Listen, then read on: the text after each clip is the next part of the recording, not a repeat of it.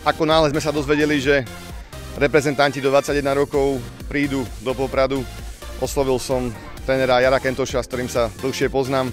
Som rád, že vlastne privítal túto myšlienku, následne bola schválená technickým riaditeľom.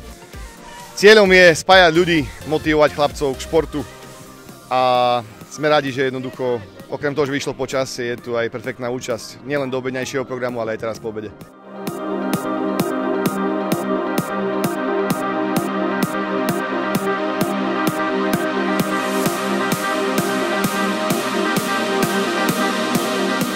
Decká sa najviac tešili na Tomáša Riga, je to Popradčan.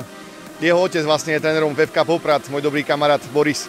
Čiže to je určite veľkým ťahákom. A je dôležité aj to povedať, že možno nie všetci vedeli, že on je rodákom z Popradu, takže dneska je aj preto super vec, že vlastne on tu prišiel a sa prihovoril mladým futbalistom.